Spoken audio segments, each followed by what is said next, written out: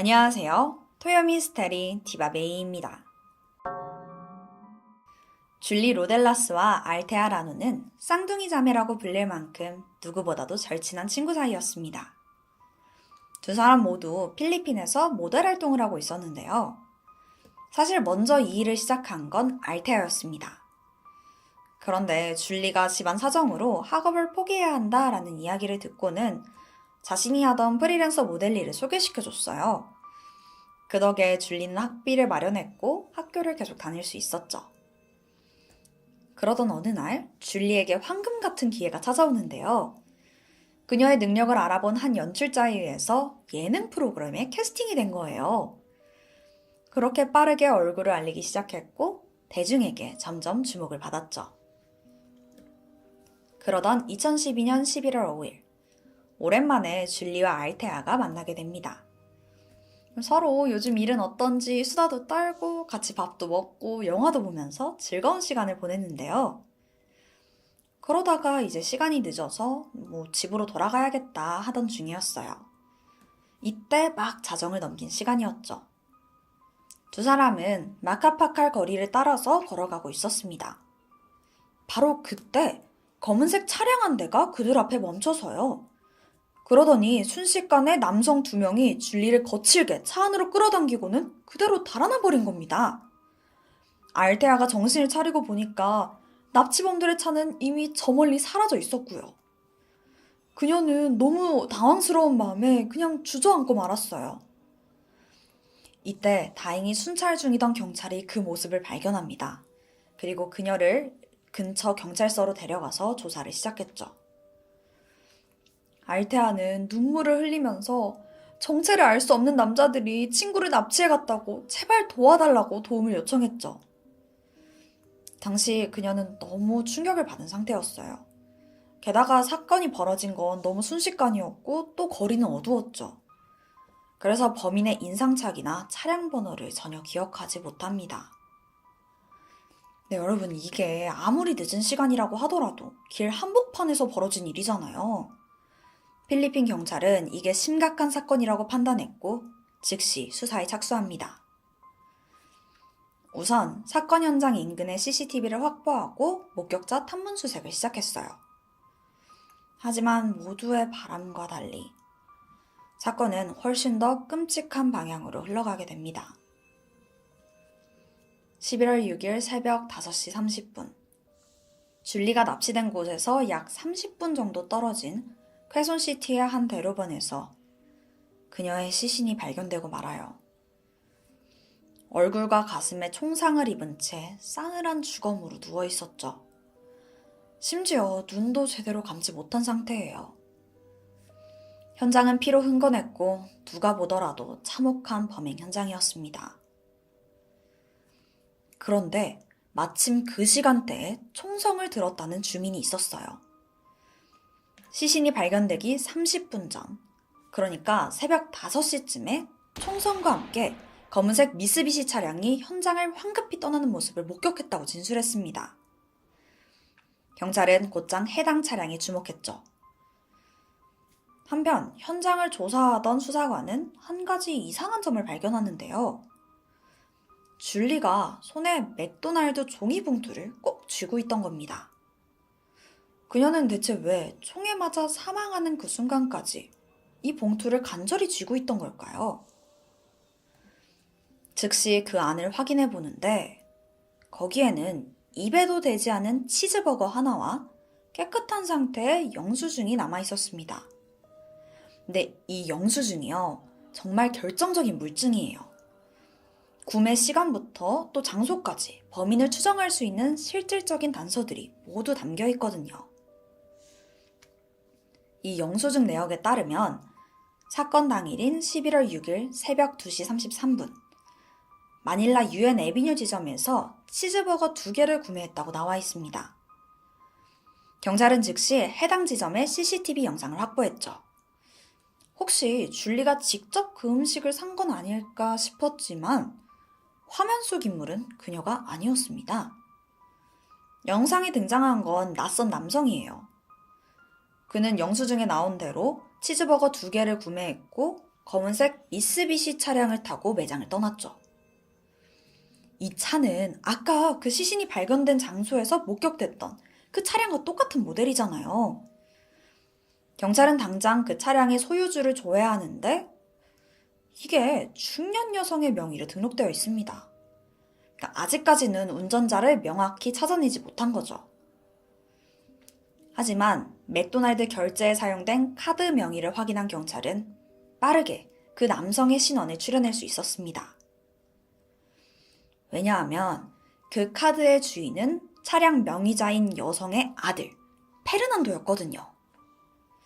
그런데 현재 그는 잠적한 상태예요. 경찰은 즉시 그를 유력한 용의자로 지목했어요. 그리고 좀 더 확실히 하기 위해서 줄리의 절친이자 납치 당시 현장에 있었던 알테아를 소환해서 인상착의를 좀 확인하려고 했죠. 그런데 이상합니다. 알테아가 연락 두절이 된 거예요. 전화도 안 받고 집에 있지도 않은 상태예요. 그녀의 동생에 따르면 줄리의 시신이 발견된 이후에 다음은 자기일지도 모른다면서 심하게 불안해했다는 거예요. 공포에 질린 알테아가 누구에게도 알리지 않은 채 호련히 자취를 감춰버린 상태였죠. 그녀는 대체 뭐가 그렇게 두려웠던 걸까요? 사건은 그렇게 다시 안개 속으로 빠지는 듯 했죠. 경찰에게는 결정적인 단서, 또 한 번의 돌파구가 필요했습니다. 그리고 마침내 그 순간이 찾아오는데요. 극적으로 제보 전화 하나가 들어온 거예요. 그 검은색 미쓰비시요. 저희 동네에서 자주 봤어요. 게다가 번호도 뉴스에 나온 그 차량과 똑같더라고요. 이 제보에 따르면 운전자는 30대 남성이었고 항상 이웃집 여성을 데리러 갔다는 겁니다. 경찰은 즉시 주변 탐문 수사를 시작했고 이웃집 여성이 누구인지 확인해 나섰죠. 그렇게 밝혀진 그녀의 정체는 모두를 충격에 빠뜨렸습니다. 그녀는 다름 아닌 줄리의 가장 친한 친구였던 알테아였던 거예요. 아니, 알테아가 이 사건에 관련이 있다고요? 경찰은 즉각 알테아와 앞서 맥도날드에서 결제를 했고 또 문제 차량의 운전자의 아들인 페르난도, 이 두 사람의 관계를 파악하기 시작합니다. 그랬더니 아주 놀라운 사실이 밝혀졌죠. 조사 결과 이 두 사람은 1년 전부터 비밀리에 연애 중이더라고요. 심지어 줄리엔이 납치되고 시신이 발견된 시점과 이 두 사람이 사라진 시점이 정확히 일치해요. 게다가 둘이 커플이라고요? 혹시 둘이 무슨 공모를 한 게 아닐까요? 이후 경찰은 각각 페르난도의 집과 알테아의 아파트 앞에서 24시간 잠복 수사에 들어갑니다. 둘 다 행방을 감춘 상황이지만 그래도 혹시 집에 들릴지 모르니까 일단 잠복을 시작한 거죠. 그렇게 사건 발생 4일째 되던 날, 잠잠하던 페르난도 자택에 수상한 인물이 모습을 드러냅니다.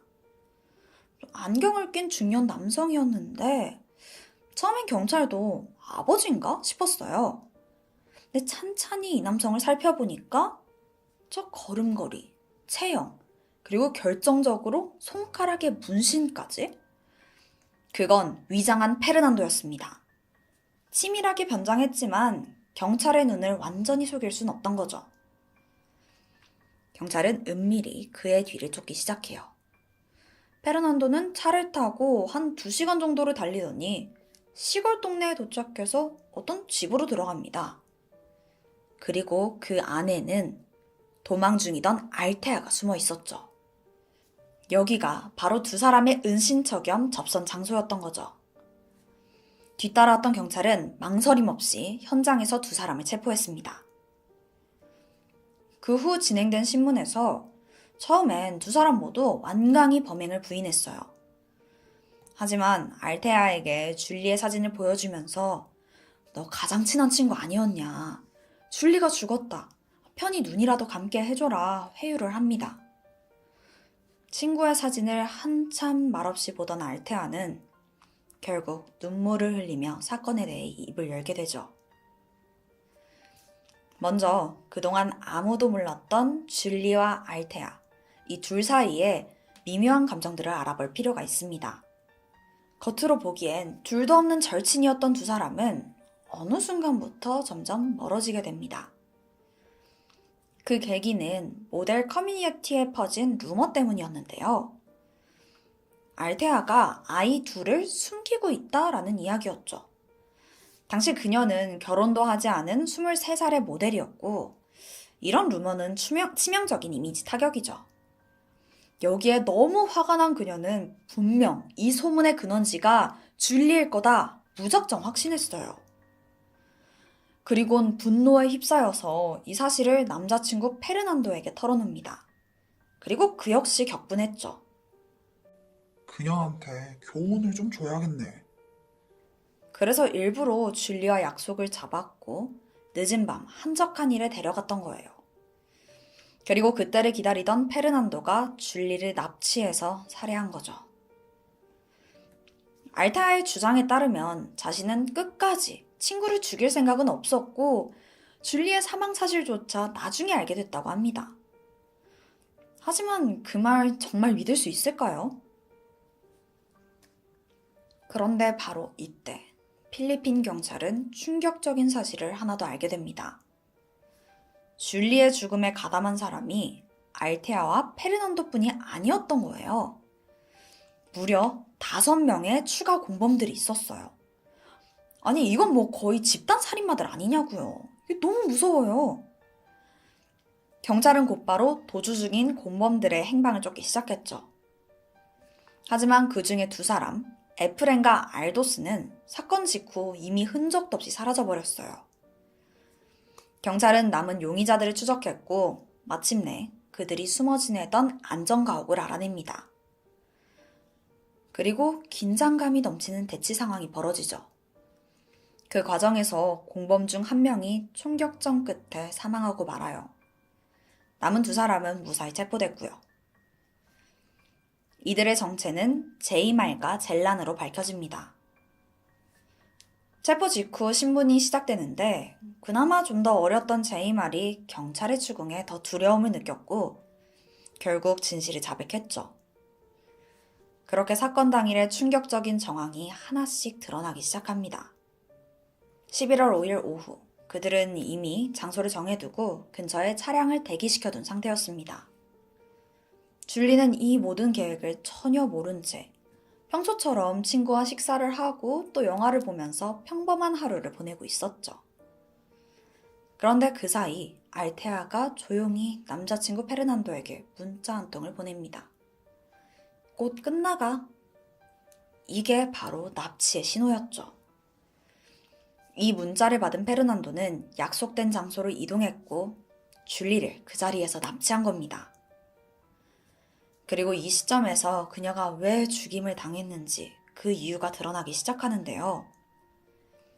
처음에 범인들은 줄리의 눈을 가리고 그들의 정체를 숨기려고 했어요. 하지만 제이말의 치명적인 실수로 페르난도의 이름이 알려져 버린 겁니다.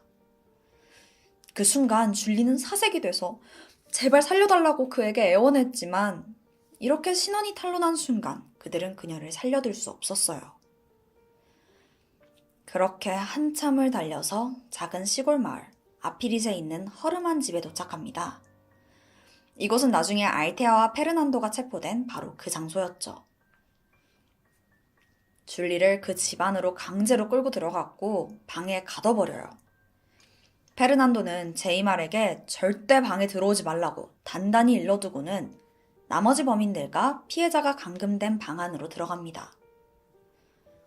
그리고 얼마 지나지 않아 줄리의 처절한 비명소리가 울려 퍼져요. 그들은 줄리에게 성폭행까지 저질렀던 거예요. 얼마나 시간이 흘렀을까요? 방에서 나온 페르난도는 제이말에게 맥도날드 봉지를 건네면서 식사를 해결하라고 했습니다. 그는 봉지를 받아들고 방 안에 줄리 상태를 확인하러 들어갔어요. 사실 제이 말도 그냥 겁만 주려고 납치했다 풀어주는 줄 알았지 이런 범죄를 저지를 거라고는 상상도 못했거든요. 그는 줄리에게 다가가서 이제 다 끝났다면서 곧 집에 데려다 줄 테니까 이거 먹고 좀 힘을 내라 라면서 버거를 건넸습니다. 줄리는 이미 너무나 겁에 질려 있었고 탈수 상태였어요.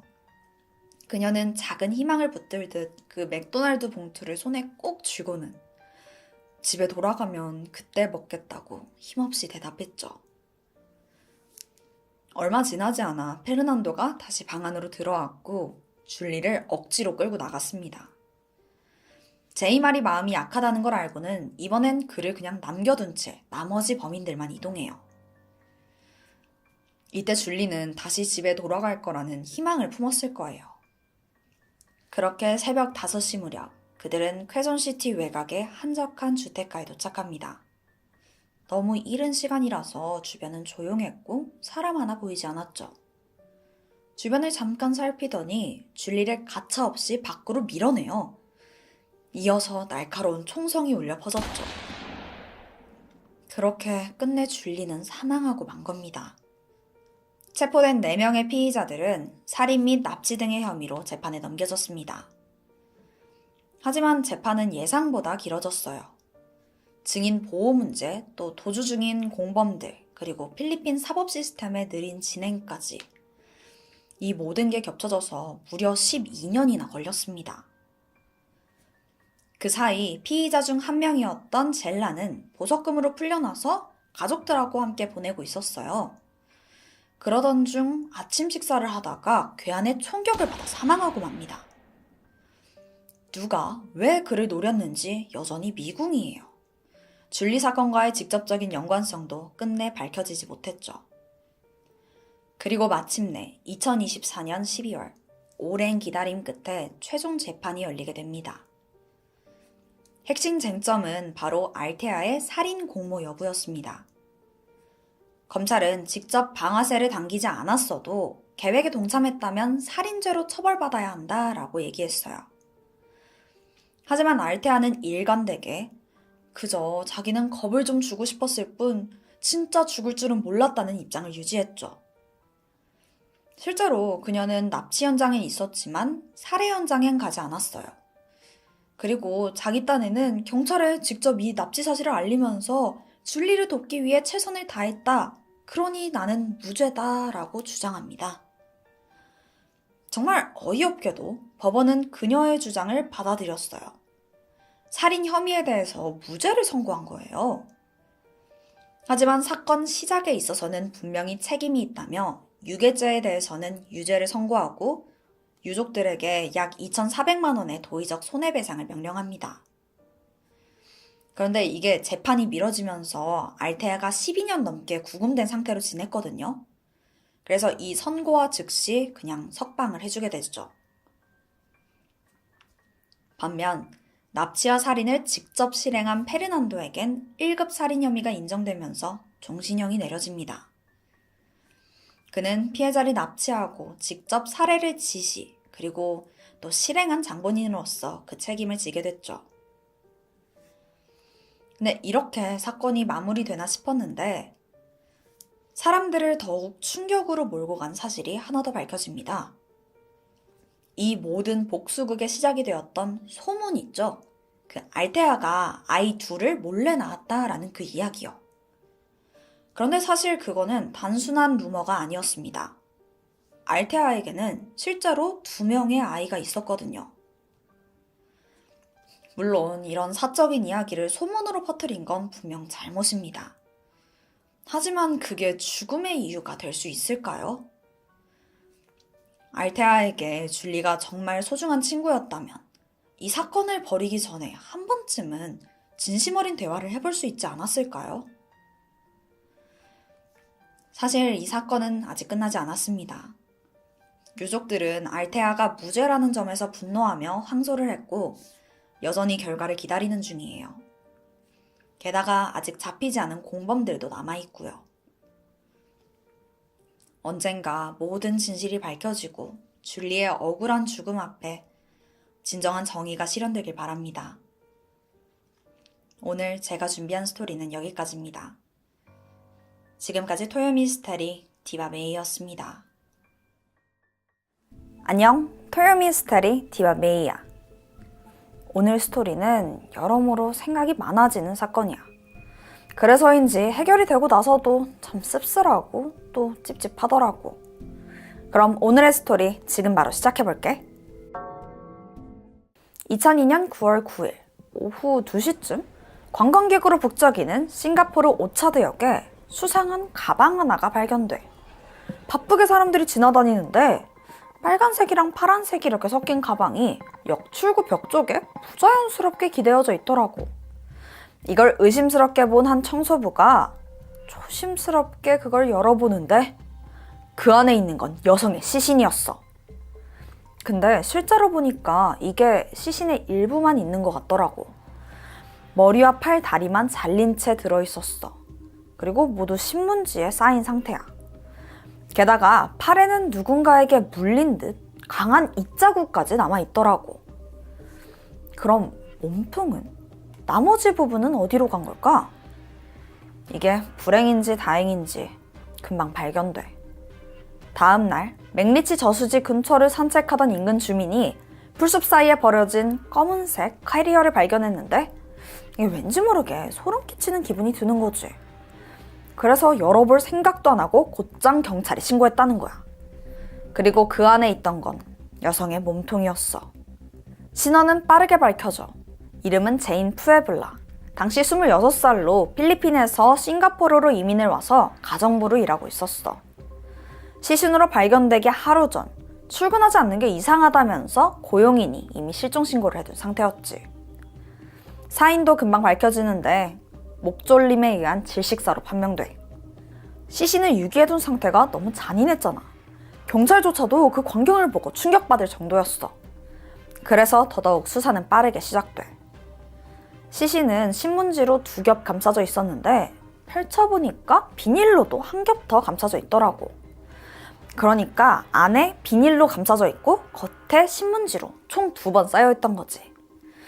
그래서 가방 밖으로 피가 흘러나오지 않았던 걸로 추측됐어. 그래도 그 감싸져 있던 그 신문, 이게 뭔가 단서가 될 수도 있잖아. 그래서 조금 더 면밀하게 조사해보니까 여기에 배송된 사람의 이름과 또 주소가 다 적혀 있더라고. 그 주소지는 싱가포르 세랑군에 있는 한 주택이었어. 경찰이 바로 찾아가니까 인도 이민자 부부가 살고 있더라고. 하지만 아무리 봐도 피해자와 연관이 없는 거야. 그런데 그 집에는 부부를 제외하고 다른 한 명이 더 살고 있었어. 그건 바로 인도인 부부가 고용한 가정부 구엔 아길라. 구엔도 피해자 제인과 마찬가지로 필리핀 이민자이기도 했었지. 그런데 이게 무슨 일인지 경찰이 구엔을 발견하자마자 곧바로 제인 살해 혐의로 체포하는 거야. 구엔과 제인, 둘은 무슨 관계고 대체 무슨 일이 벌어졌던 걸까? 이 사건은 알면 알수록 충격적이야.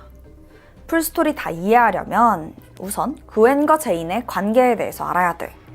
사실 둘은 완전 절친이었어. 서로 자매라고 부를 정도였대. 주변 사람들도 항상 붙어 다니는 모습으로 기억했었고. 구엔이랑 제인은 둘 다 필리핀 출신 이민자고 똑같이 가정부로 일하고 있었어. 그리고 고향도 같고 또 직업도 같으니까 금방 친해졌던 거야. 혼자서 아는 사람 하나도 없는 싱가포르 와서 얼마나 힘들었겠어. 일도 구하랴 적응도 하랴. 솔직히 외롭고 지치잖아. 이 힘든 타국 생활을 서로 의지하면서 이겨내왔다고 해. 이렇게 둘 사이가 돈독한데 경찰은 무슨 생각으로 구엔을 곧장 범인이라고 생각하고 체포했던 걸까? 사실 이미 결정적인 증거가 2개나 발견됐던 거야. 우선 첫 번째는 네임택. 시신의 몸통 부분이 들어있던 검은색 캐리어 기억나지? 거기 네임택이 아예 그대로 붙어있더라고. 솔직히 그 캐리어 들고 여행 가본 사람들은 알겠지만 혹시 가방 잃어버릴 수도 있으니까 이제 작은 네임택에다가 뭐 이름이나 간단한 연락처, 뭐 주소 이 정도 적어놓잖아.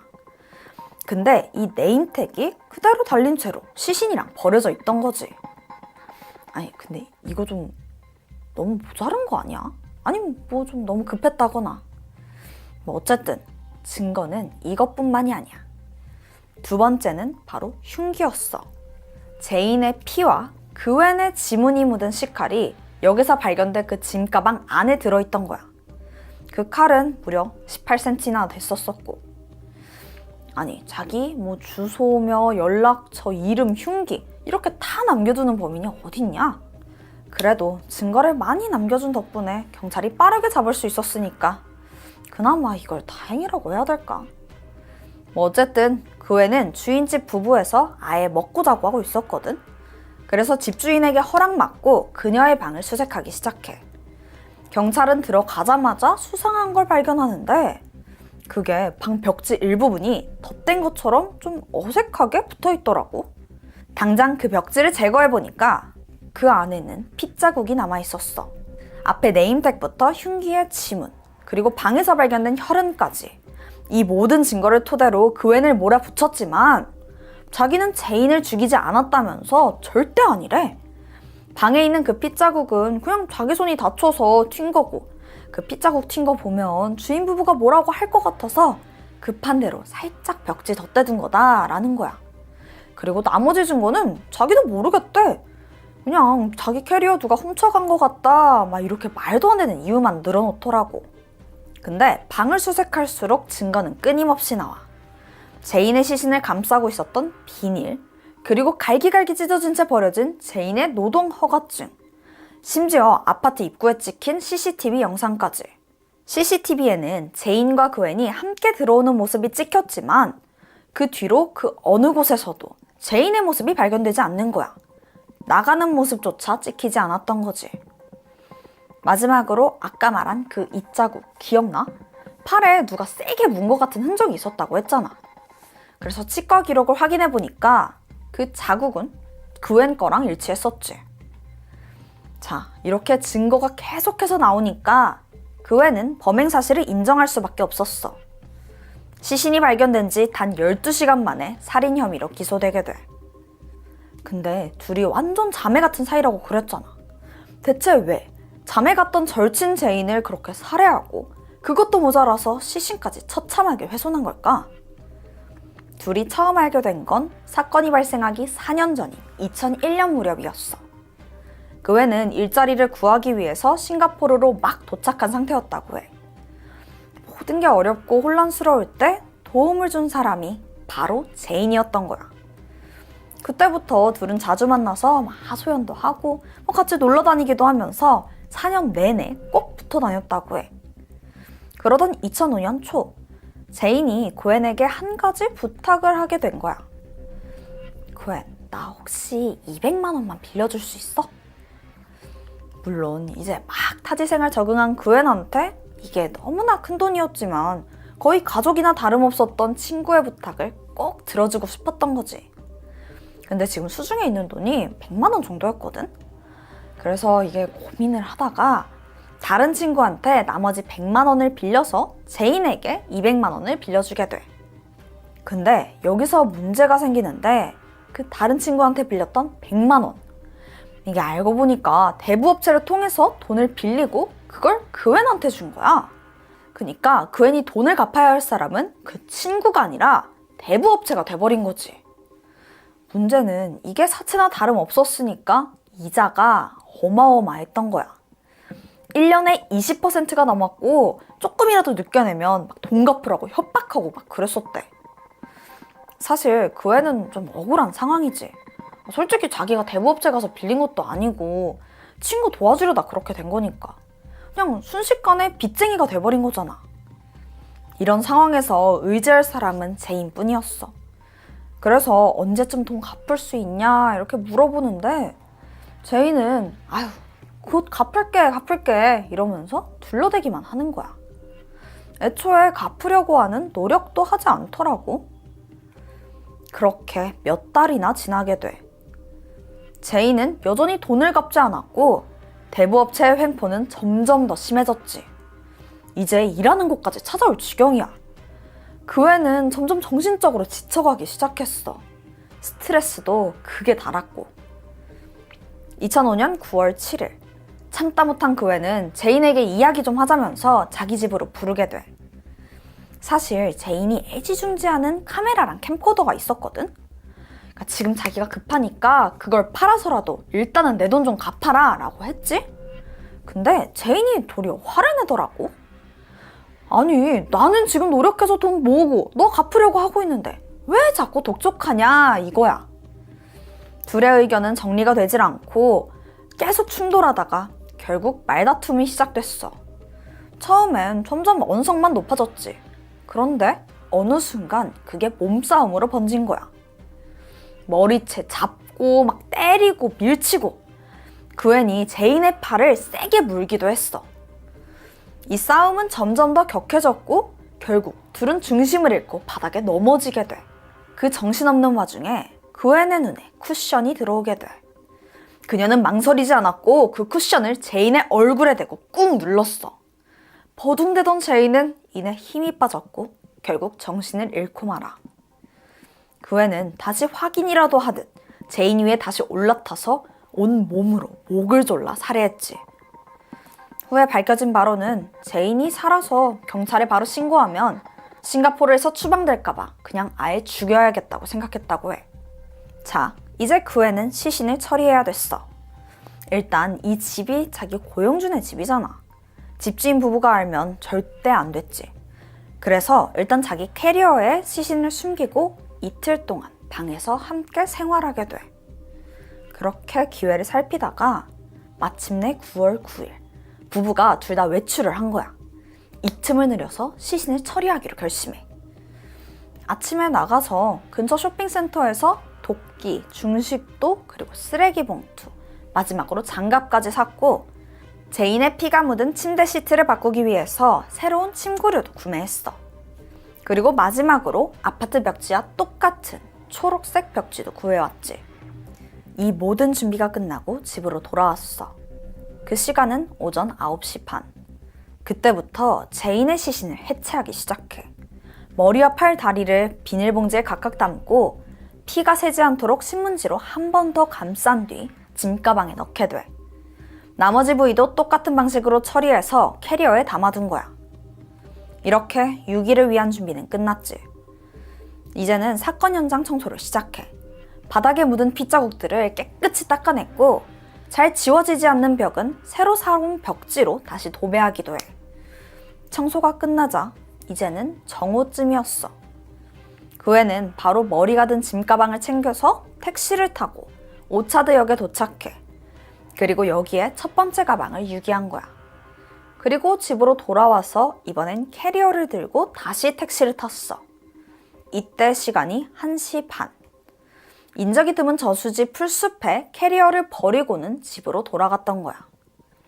그렇게 완전 범죄를 꿈꿨지만 자기도 모르는 새에 가방 안에 너무나 많은 증거를 남겨주게 된 거지. 그렇게 이틀도 안 돼서 체포됐고 금방 시인했으니까 재판도 빠르게 진행돼. 그앤의 변호사는 그녀가 피해자로부터 지속적인 정신적 스트레스를 받았다는 점과 싸움 자체가 피해자 제인이 도발을 해서 시작된 것이라면서 그앤의 형량을 줄여줄 것을 요구했어. 그러면서 이건 살인이 아니라 그냥 과실치사일 뿐이다 라고 하더라고. 아무리 그래도 사람을 죽이고 그 시신을 처참하게 토막냈어. 과연 이걸 그냥 정신적 스트레스로 인한 과실치사 정도로 봐도 괜찮은 걸까? 심지어 그 애는 이틀 동안 시신이랑 방에 같이 있을 정도였잖아. 그럼 재판은 어떻게 흘러갔을까? 놀랍게도 그 주장은 법정에서 받아들여졌어. 재판을 담당했던 판사는 그 애의 행동이 매우 기괴하고 경악스러웠지만 피해자의 죽음을 숨기려고 하는 시도를 거의 하지 않았고 정신적 문제가 있었으므로 판단된다면서 징역 10년을 선고한 거야. 게다가 꾸준한 정신과 치료를 받도록 지원까지 해준다고 하더라고. 그렇게 친한 친구를 살해하고 훼손한 그 애는 2015년 9월 형기를 마치고 싱가포르를 떠났어. 그렇게 친한 친구를 살해하고 훼손한 그 애는 10년의 형기를 마치고 2015년 9월 싱가포르를 떠나서 필리핀으로 돌아간 걸로 알려져. 필리핀에 가서는 뭐 아무 일도 없었던 것처럼 평범하게 살아가겠지. 자매처럼 믿었던 친구에게 돈을 빌려줬던 그웬, 그리고 그 돈을 갚지 않고 살해당한 제인.